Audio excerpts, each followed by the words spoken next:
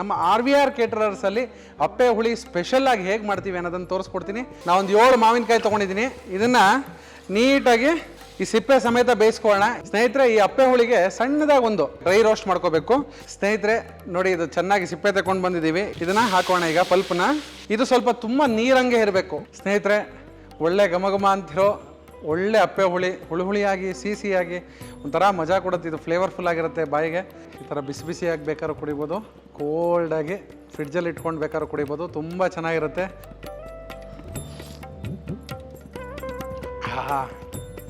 ಒಳ್ಳೆ ಹುಳಿ, ಒಳ್ಳೆ ಸಿಹಿ ಅಪ್ಪೆ ಹುಳಿ, ಒಳ್ಳೆ ಘಮ ಅಂತ ತುಂಬ ಚೆನ್ನಾಗಿ ರೆಡಿಯಾಗಿದೆ.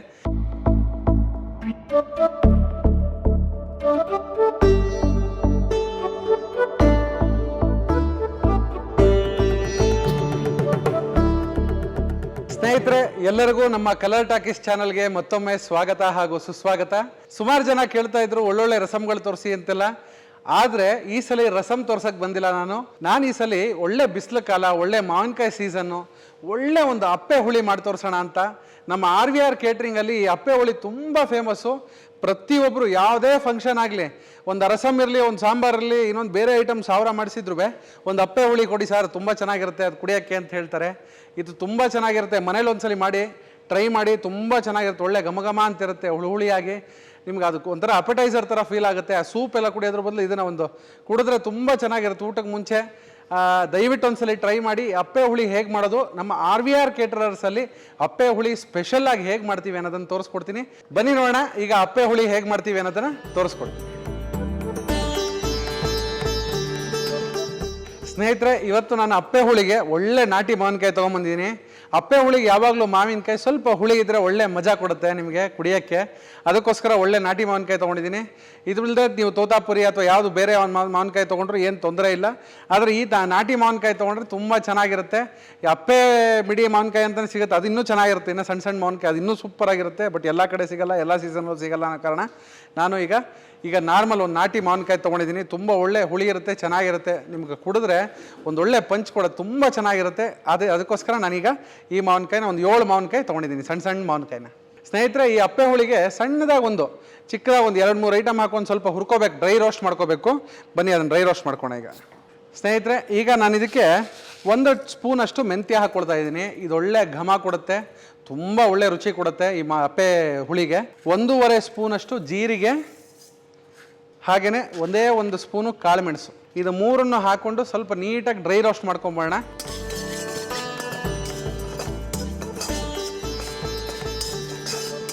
ನೋಡಿ, ಇದು ಒಳ್ಳೆ ಗೋಧಿ ಬಣ್ಣ ಬಂದರೆ ಸಾಕು. ಮೆಂತ್ಯ ಕಾಳೆಲ್ಲ ತುಂಬ ಜಾಸ್ತಿ ಹುರಿಯೋದು ಬೇಡ. ನೋಡಿ, ಈ ಥರ ಬಣ್ಣ ಬಂದರೆ ಸಾಕು. ಇದನ್ನು ಸಪ್ರೇಟಾಗಿ ಎತ್ತಿಟ್ಕೊಂಬೋಣ ಈಗ. ಸ್ನೇಹಿತರೆ, ಈ ಮಾವಿನಕಾಯಿ ತೊಗೊಂಡಿದ್ದೀನಲ್ಲ, ಈಗ ಇದನ್ನು ಬೇಯಕ್ಕೆ ಹಾಕೋಣ. ಹೀಗೇ ನಾವೊಂದು 7 ಮಾವಿನಕಾಯಿ ತೊಗೊಂಡಿದ್ದೀನಿ. ಇದನ್ನು ನೀಟಾಗಿ ಈ ಸಿಪ್ಪೆ ಸಮೇತ ಬೇಯಿಸ್ಕೊಳ್ಳೋಣ. ಈ ಸಿಪ್ಪೆನ ಆಮೇಲೆ ಬೇಯಿಸಿದ ಮೇಲೆ ಇದನ್ನು ಸಿಪ್ಪೆ ತೆಗೆದಾಕ್ಬಿಟ್ಟು ಅದನ್ನು ಪಲ್ಪ್ ಮಾತ್ರ ಆಚೆ ತಗೊಳ್ಳೋಣ. ಈಗ ಸಿಪ್ಪೆ ಸಮೇತ ಈ 7 ಮಾವಿನಕಾಯಿನ ಬೇಯಕ್ಕೆ ಇಡ್ತಾ ಇದ್ದೀನಿ. ಚೆನ್ನಾಗಿ ಇದು ಬೇಯಲಿ ಒಂದು 5 ನಿಮಿಷ. ಸ್ನೇಹಿತರೆ, ನಾನಿದು 7 ಮಾವಿನಕಾಯಲ್ಲಿ 1.5 ಲೀಟ್ರಷ್ಟು ಅಪ್ಪೆ ಹುಳಿನ ಮಾಡ್ತಾ ಇದ್ದೀನಿ. ಅಂದರೆ 1.5 ಲೀಟ್ರ್ ಅಂದರೆ ನಿಮ್ಗೆ ಆಲ್ಮೋಸ್ಟ್ ಒಂದು 5ರಿಂದ 6 ಜನಕ್ಕೆ ಸಫಿಷಿಯೆಂಟಾಗಿ ಆಗುತ್ತೆ.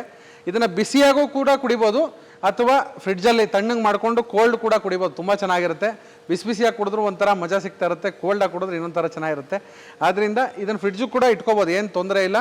ಈಗ ನಾನು ಒಂದು 7 ಮಾವಿನಕಾಯಿ ತೊಗೊಳ್ಳೋದು ನಿಮಗೊಂದು 1.5 ಲೀಟ್ರು ಅಪ್ಪೆ ಹುಳಿಗೆ ಆಗತ್ತಿದು. ನೋಡಿ, ಇದು ಬೇಯಕ್ಕೆ ಶುರು ಆಗೋಕ್ಕೆ ಮುಂಚೆ ಇದಕ್ಕೆ ಒಂದು ಸ್ವಲ್ಪ ಉಪ್ಪನ್ನ ಹಾಕಿ ಬೇಯಿಸ್ಕೊಳ್ತೀನಿ. ನೋಡಿ ಸ್ನೇಹಿತರೆ, ಈಗ ನೋಡಿ ಇದು ಚೆನ್ನಾಗಿ ಬೆಂದು ಬಂದಿದೆ. ಈಗ ಸ್ಟವ್ ಆಫ್ ಮಾಡ್ಕೊಳ್ತೀನಿ. ಈ ಮಾವಿನಕಾಯಿನೆಲ್ಲ ತೆಕ್ಕೋಣ, ಸಿಪ್ಪೆ ತೆಕ್ಕೋಬೇಕು. ಅದಕ್ಕೋಸ್ಕರ ಇದೊಂದು 10 ನಿಮಿಷ ಚೆನ್ನಾಗಿ ಬೇಯಿಸ್ಕೊಂಡಿದ್ದೀವಿ. ಚೆನ್ನಾಗಿ ಸಾಫ್ಟ್ ಆಗಿದೆ ಮಾವಿನಕಾಯಿ. ಇದನ್ನೆಲ್ಲ ಒಂದು ಪಾತ್ರೆಗೆ ತೆಕ್ಕೋಣ. ಸ್ನೇಹಿತರೆ, ನೋಡಿ ಇದು ಒಳ್ಳೆ ಹಣ್ಣಿನ ಕಲರ್ಗೆ ಬಂದಿದೆ. ಮಾವಿನ ಹಣ್ಣಿನ ಕಲರ್ ಕಾಯಿ ಇದ್ದಿದ್ದು. ಇದನ್ನ ನೀಟಾಗಿ ಸಿಪ್ಪೆ ತೆಕ್ಕೊಂಡು ಅದ್ರ ಪಲ್ಪ್ ಮಾತ್ರ ತೆಕ್ಕೊಂಡು ಬಂದ್ಬೇಡ ಈಗ.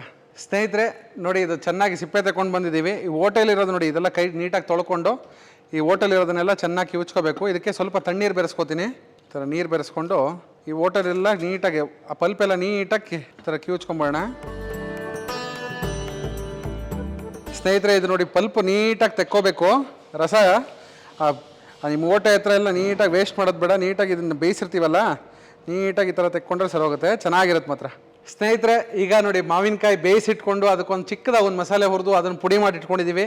ಈಗ ಅದಕ್ಕೆ ಫೈನಲಾಗಿ ಒಂದು ಒಗ್ಗರಣೆ ಹಾಕಿಬಿಟ್ರೆ ಅಪ್ಪೆ ಹುಳಿ ರೆಡಿ ಆಗಿಬಿಡುತ್ತೆ. ಒಳ್ಳೆ ಘಮ ಘಮ ಅಂತಿರೋ ಮತ್ತು ಒಳ್ಳೆ ನಿಮಗೆ ಆ ಟೇಸ್ಟು ಕುಡಿತಿದ್ರೆ ಒಳ್ಳೆ ಮಜಾ ಬರುತ್ತೆ. ಅದಕ್ಕೆ ಆ ಥರ ಒಂದು ಅಪ್ಪೆ ಹುಳಿ ಇದು ತುಂಬ ಚೆನ್ನಾಗಿರುತ್ತೆ. ದಯವಿಟ್ಟು ಒಂದ್ಸಲಿ ಮನೇಲಿ ಟ್ರೈ ಮಾಡಿ. ಈಗ ಒಗ್ಗರಣೆಗೆ ನಾವೊಂದು 3ರಿಂದ 4 ಟೇಬಲ್ ಸ್ಪೂನ್ ಅಷ್ಟು ಸನ್ಪ್ಯೂರ್ ಕಡಲೆಕಾಯಿ ಎಣ್ಣೆನ ಉಪಯೋಗಿಸ್ತಾ ಇದ್ದೀನಿ. ಮತ್ತು ಇದರಲ್ಲಿ ಕೆಮಿಕಲ್ ಇಲ್ಲ ಅಂತ ಹೇಳಿದ್ದಾರೆ. ಸೊ ಅದಕ್ಕೋಸ್ಕರ ಅದನ್ನು ನಾವು ನಮ್ಮ ಕಿಚನಲ್ಲೂ ಕೂಡ ಉಪಯೋಗಿಸ್ತಾ ಇದ್ದೀವಿ. ನೋಡಿ, ಎಣ್ಣೆ ಕಾಯ್ತಿದ್ದಂಗೆ 1 ಚಮಚದಷ್ಟು ಸಾಸಿವೆ, ಹಾಗೆ 1 ಚಮಚದಷ್ಟು ಜೀರಿಗೆ, ಒಗ್ಗರಣೆ ಮೆಣಸಿನಕಾಯಿ, ಒಂದು 2ರಿಂದ 3 ಖಾರಕ್ಕೆ ಹಸಿ ಮೆಣಸಿನಕಾಯಿನ ಮುರಿದು ಹಾಕ್ಕೊಳ್ತಾ ಇದ್ದೀನಿ. ನೀವು ಹೋಲ್ ಹಂಗೆ ಹಾಕೋದು ಬೇಡ, ಈ ಥರ ಮುರಿದು 2ರಿಂದ 3 ಹಸಿ ಮೆಣಸಿನಕಾಯಿನ ಇದಕ್ಕೆ ಸೇರಿಸ್ಕೊಳ್ತಾ ಇದ್ದೀನಿ. ತುಂಬ ಖಾರ ಇರೋದು ಬೇಡ. ಇದು ಒಂದು 4 ಹಸಿ ಮೆಣಸಿನಕಾಯಿ ಹಾಕ್ಕೊಂಡಿದ್ದೀನಿ. ಈಗ ಸ್ವಲ್ಪ ಕರಿಬೇವಿನ ಸೊಪ್ಪು ಹಾಕ್ಕೊಳ್ತಾ ಇದ್ದೀನಿ. ಹಾಗೆ ಒಂದು ಮುಷ್ಟಿಯಷ್ಟು ಅಂದರೆ 1 ಟೇಬಲ್ ಸ್ಪೂನ್ ಅಷ್ಟು ಕೊತ್ತಂಬರಿ ಸೊಪ್ಪಿನ ಇದಕ್ಕೆ ಹಾಕ್ಕೊಳ್ತಾ ಇದ್ದೀನಿ. 1 ಚಿಟಿಕೆ ಅರಿಶಿನ, ಹಾಗೆ ಇಂಗು, ಸ್ವಲ್ಪ ಇಂಗನ್ನು ಇದಕ್ಕೆ ಸೇರಿಸ್ಕೊಳ್ಳೋಣ. ಇದೆಲ್ಲ ಹಾಕ್ಕೊಂಡು ನಾವು ಕಿವುಚಿಟ್ಕೊಂಡಿರುವಂಥ ಬೇಯಿಸಿರುವಂಥ ಈ ಅಪ್ಪೆ ಅಂದರೆ ಮಾವಿನಕಾಯಿಯನ್ನು ಬೇಯಿಸಿಟ್ಕೊಂಡಿದ್ದೀವಲ್ಲ, ಆ ಫಿಲ್ಟ್ರನ್ನ ಇದನ್ನು ಹಾಕೋಣ. ಈಗ ಪಲ್ಪನ್ನ ಇದು ಸ್ವಲ್ಪ ತುಂಬ ನೀರಂಗೆ ಇರಬೇಕು. ಒಳ್ಳೆ ಈ ಜ್ಯೂಸ್ ಕುಡಿತೀವಲ್ಲ, ನಿಂಬೆಹಣ್ಣು ಶರಬತ್ತು, ಆ ಥರ ಒಂದು ಕನ್ಸಿಸ್ಟೆನ್ಸಿ, ಪೂರ್ತಿ ನೀರೇ ಇದು. ತುಂಬ ನಾವು ಗಟ್ಟಿ ಏನೂ ಇರಬಾರ್ದು. ಇದು ಇದ್ದಂಗಿದ್ರೆ ಅದು. ಆದ್ದರಿಂದ ಇನ್ನೊಂದು ಸ್ವಲ್ಪ ನೀರನ್ನ ಇದಕ್ಕೆ ಸೇರಿಸ್ಕೊಳ್ತೀನಿ. ಹಾಗೆ ಇದಕ್ಕೆ ಸ್ವಲ್ಪ ರುಚಿಗೆ ತಕ್ಕಷ್ಟು ಉಪ್ಪನ್ನು ಇದಕ್ಕೆ ಸೇರಿಸ್ಕೊಳ್ತೀನಿ. ಆವಾಗಲೇ ನಾವು ಬೇಯಿಸೋಕ್ಕೂ ಕೂಡ ಉಪ್ಪನ್ನು ಹಾಕ್ಕೊಂಡಿದ್ವಿ. ಈಗ ನಾನು 1 ಟೇಬಲ್ ಸ್ಪೂನ್ ಅಷ್ಟು ಉಪ್ಪನ್ನು ಇದಕ್ಕೆ ಸೇರಿಸ್ಕೊಳ್ತೀನಿ. ಸ್ನೇಹಿತರೆ, ಇವಾಗ ನಾವು ಬೇಯಿಸಿಟ್ಕೊಂಡಿರೋವಂಥ ಮಾವಿನಕಾಯಿ ರಸವನ್ನು ಕೂಡ ಇದಕ್ಕೆ ಹಾಕ್ಕೊಂಡಿದ್ದೀವಿ. ನೀಟಾಗೆಲ್ಲ ಕಿವುಚಿ ಫಿಲ್ಟರ್ ಮಾಡಿ ಇಟ್ಕೊಂಡಿರೋವಂಥ. ಈಗ ನಾವು ಅವಾಗಲೇ ಪುಡಿ ಮಾಡ್ಕೊಂಡಿದ್ವಲ್ಲ, ಆ ಪುಡಿಯನ್ನು ಈಗ ಇದಕ್ಕೆ ಸೇರಿಸ್ಕೊಳ್ಳುವಂಥ ಸಮಯ. ಇದು ಕುದಿಯೋಕ್ಕೆ ಮುಂಚೆ ಈ ಪುಡಿಯನ್ನು ಸೇರಿಸ್ಕೊಂಡು ಚೆನ್ನಾಗಿ ಒಂದು ಕುದಿಸ್ಬಿಟ್ರೆ ಘಮ ಘಮ ಅಂತಿರೋ ಅಪ್ಪೆ ಹುಳಿ ರೆಡಿ ಆಗುತ್ತೆ. ಈಗ ನಾನು ಅವಾಗಲೇ ಪುಡಿ ಮಾಡ್ಕೊಂಡಿದ್ವಲ್ಲ, ಅದನ್ನು ಇದಕ್ಕೆ ಸೇರಿಸ್ಕೊಳ್ತಾ ಇದ್ದೀನಿ. ಇದಕ್ಕೆ ನಾನು ಅವಾಗಲೇ 1 ಸ್ಪೂನ್ ಮೆಂತ್ಯ, 1.5 ಸ್ಪೂನ್ ಜೀರಿಗೆ, ಅರ್ಧ ಸ್ಪೂನ್ ಕಾಳುಮೆಣಸನ್ನು ಹಾಕ್ಕೊಂಡು ಚೆನ್ನಾಗಿ ಹುರ್ಕೊಂಡು ಇದನ್ನು ಪುಡಿ ಮಾಡಿ ಇಟ್ಕೊಂಡಿದ್ದೀನಿ. ಅದನ್ನು ಇದಕ್ಕೆ ಸೇರಿಸ್ಕೊಳ್ತಾ ಇದ್ದೀನಿ. ಈಗ ತುಂಬ ಹೊತ್ತು ಕುದಿಸೋ ಅವಶ್ಯಕತೆ ಇಲ್ಲ. ಜಸ್ಟ್ ನಿಮ್ಗೆ ಒಂದು ಕುದಿ, ಸುಮ್ಮನೆ ಹಿಂಗೆ ಒಂದು ಮರಳು ಬಂದರೆ ಸಾಕು, ಜಾಸ್ತಿ ಕುದಿಸೋ ಅವಶ್ಯಕತೆ ಇಲ್ಲ. ಹಂಗೆ ಮರಳು ಬಂದರೆ ಅಪ್ಪೆ ಹುಳಿ ನಿಮಗೆ ಕುಡಿಯೋಕ್ಕೆ ಸಿದ್ಧವಾಗಿರುತ್ತೆ. ತುಂಬ ರುಚಿಕರವಾದಂಥ ಅಪ್ಪೆ ಹುಳಿ ಇದು. ಈ ಒಗ್ಗರಣೆ ಹಾಕಿರ್ತೀವಲ್ಲ, ಇದು ಒಳ್ಳೆ ಘಮ ಬರುತ್ತೆ. ಇಂಗು, ಜೀರಿಗೆ, ಸಾಸಿವೆ, ಆ ಮೆಣಸಿನ್ಕಾಯಿ, ಕರಿಬೇವಿನ ಸೊಪ್ಪು, ಕೊತ್ತಂಬರಿ ಸೊಪ್ಪು ಎಲ್ಲ ಹಾಕಿರ್ತೀವಿ. ಒಳ್ಳೆ ಘಮ ಬರುತ್ತೆ. ಅದ್ರ ಜೊತೆ ಆ ಮಾವಿನಕಾಯ್ದು ಹುಳಿ ಅಂಶ ಅದು ತುಂಬ ಒಳ್ಳೆ ಸಿಹಿ ಕೊಡುತ್ತೆ. ಸ್ನೇಹಿತರೆ, ಇವಾಗ ಕುದಿ ಬರ್ತಿದೆ. ಈ ಹುಳಿ ಮಾವಿನಕಾಯಿ ಸ್ವಲ್ಪ ಹುಳಿ ಇರೋದ್ರಿಂದ ನಾನು ಒಂದು ಸ್ವಲ್ಪ ಬೆಲ್ಲವನ್ನು ಹಾಕ್ಕೊಳ್ತಿದ್ದೀನಿ. ಒಂದು ಅರ್ಧ ನಿಂಬೆಹಣ್ಣು ಗಾತ್ರದಷ್ಟು ಬೆಲ್ಲವನ್ನು ಇದಕ್ಕೆ ಸೇರಿಸ್ಕೊಳ್ತಾ ಇದ್ದೀನಿ. ಯಾರು ಜಾಸ್ತಿ ಹುಳಿ ಇರಲ್ಲ, ಅದರಲ್ಲಿ ಮಾವಿನಕಾಯಲ್ಲಿ ಸ್ವಲ್ಪ ಸಿಹಿ ಅಂಶ ಇರುತ್ತಲ್ಲ, ಅವರು ಬೆಲ್ಲ ಹಾಕೋ ಅವಶ್ಯಕತೆ ಇಲ್ಲ. ಇದಕ್ಕೆ ನಾನು ಒಂದು ಚೂರು ಬೆಲ್ಲ ಹಾಕ್ತಿದ್ದೀನಿ ಅಷ್ಟೇ. ಅದೊಂದು ರುಚಿ, ಒಂದು ಒಳ್ಳೆ ಮಜಾ ಕೊಡುತ್ತೆ ಅನ್ನೋದು ಕಾರಣಕ್ಕೆ ಒಂದು ಅರ್ಧ ನಿಂಬೆಹಣ್ಣು ಗಾತ್ರದಷ್ಟು ಬೆಲ್ಲವನ್ನು ಇದಕ್ಕೆ ಸೇರಿಸ್ತಾ ಇದ್ದೀನಿ. ಸ್ನೇಹಿತರೆ, ಸುಮಾರು ಜನ ಕೇಳ್ತಾ ಇರ್ತೀರಿ, ಈರುಳ್ಳಿ ಬೆಳ್ಳುಳ್ಳಿ ಇಲ್ಲದೆ ಅಡುಗೆ ಮಾಡಬೇಕು, ನಾವು ಮನೇಲಿ ಹಬ್ಬಗಳಿರುತ್ತೆ, ಯಾವುದೋ ಒಂದು ಪೂಜೆ ಮಾಡಿಸ್ತಾ ಇರ್ತೀವಿ ಅಂಥ ಟೈಮಲ್ಲಿ ಅಂತ. ಆ ಥರ ಈ ಥರ ಅಡುಗೆಗಳು ಮಾಡಿದ್ರೆ ಒಳ್ಳೆ ಸೂಪರಾಗಿರುತ್ತೆ. ಟೇಸ್ಟು ಚೆನ್ನಾಗಿರುತ್ತೆ, ಹಿತವಾಗೂ ಇರುತ್ತೆ, ಮತ್ತು ಆರೋಗ್ಯಕ್ಕೂ ಹೊಟ್ಟೆಗೂ ತುಂಬ ತಂಪು. ಇದು ತುಂಬ ಚೆನ್ನಾಗಿರುತ್ತೆ.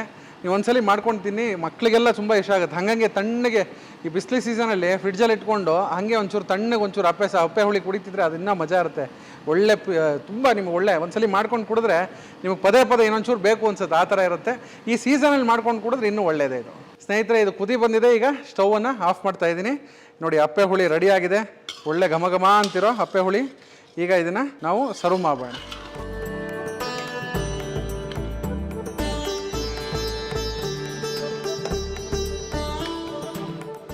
ಸ್ನೇಹಿತರೆ, ಒಳ್ಳೆ ಘಮ ಘಮ ಅಂತಿರೋ ಒಳ್ಳೆ ಅಪ್ಪೆ ಹುಳಿ, ಹುಳಿಯಾಗಿ ಸಿಹಿಯಾಗಿ ಒಂಥರ ಮಜಾ ಕೊಡುತ್ತೆ. ಇದು ಫ್ಲೇವರ್ಫುಲ್ ಆಗಿರುತ್ತೆ ಬಾಯಿಗೆ, ಮತ್ತು ಅಪಟೈಸರ್ ಥರ, ಸೂಪ್ ಥರ ಇದು ತುಂಬ ಚೆನ್ನಾಗಿರುತ್ತೆ.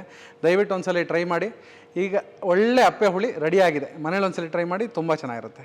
ಸ್ನೇಹಿತರೆ ನೋಡಿ, ಈ ಥರ ಕಪ್ಗಳಿಗೆ ಹಾಕ್ಕೊಂಡು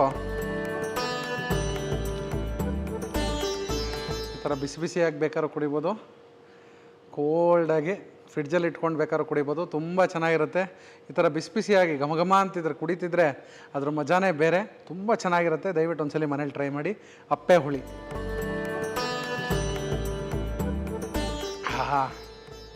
ಒಳ್ಳೆ ಹುಳಿ, ಒಳ್ಳೆ ಸಿಹಿ, ಅದ್ರ ಜೊತೆಗೆ ಒಂದು ಒಳ್ಳೆ ಫ್ಲೇವರ್ಫುಲ್ ಆದಂಥ ಮಾವಿನಕಾಯಿ ಜೊತೆಗೆ ಒಳ್ಳೆ ಪುಡಿಯನ್ನು ಹುರಿದು ಹಾಕಿರೋದಕ್ಕೆ ಅಪ್ಪೆ ಹುಳಿ ಒಳ್ಳೆ ಘಮ ಘಮ ಅಂತ ತುಂಬ ಚೆನ್ನಾಗಿ ರೆಡಿಯಾಗಿದೆ. ದಯವಿಟ್ಟು ಮನೇಲಿ ಟ್ರೈ ಮಾಡಿ. 100% ಎಲ್ಲರಿಗೂ ಇಷ್ಟ ಆಗುತ್ತೆ ಅಂತ ಹೇಳ್ತಾ, ಇದೇ ರೀತಿಯಾದಂಥ ಒಳ್ಳೊಳ್ಳೆ ರೆಸಿಪಿಗಳಿಗೋಸ್ಕರ ನಮ್ಮ ಕಲರ್ ಟಾಕೀಸ್ ಚಾನಲನ್ನು ಲೈಕ್ ಮಾಡಿ, ಶೇರ್ ಮಾಡಿ, ಸಬ್ಸ್ಕ್ರೈಬ್ ಮಾಡಿ.